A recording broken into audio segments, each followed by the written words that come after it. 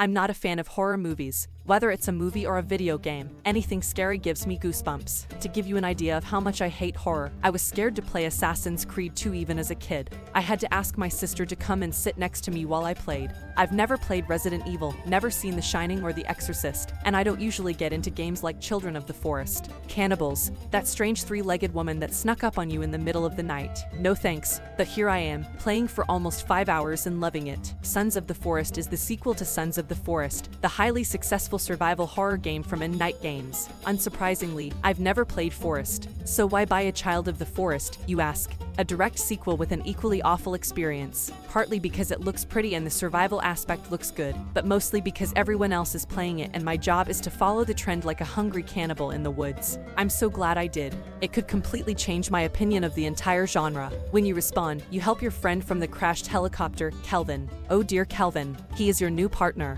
He could be sent fishing, cutting trees, lighting fires and doing various other small jobs. Kelvin never blinked. He didn't say anything. In fact, he's so quiet, creepy, and eccentric that he might be the scariest thing in the entire game. But he's here to help you, for now. I just don't know where the game is going to go. The idea of Kelvin's betrayal is completely out of the question. But Sons isn't just a horror game, although it's very well balanced in that regard. It's also one of the best survival games I've ever played. Construction mechanics are fascinating. You cut down each tree, move the logs 2 at a time, go where you want to build the base, lay the foundations, cut the boards, cut the windows, cut the doors. It's like building a house in a real house.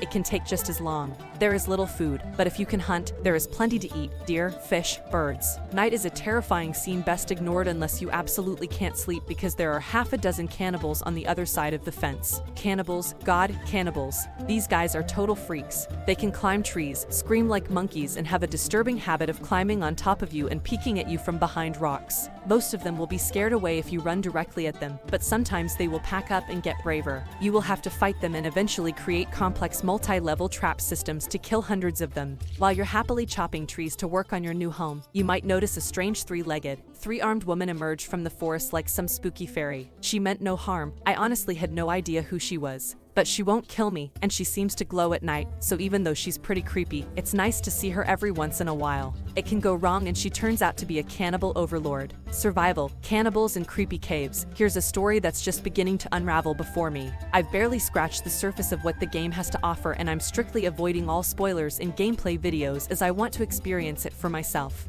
All alone, just me, the cannibal, the three-legged lady and Kelvin. Thanks for watching. Don't forget to like and subscribe, and support my channel.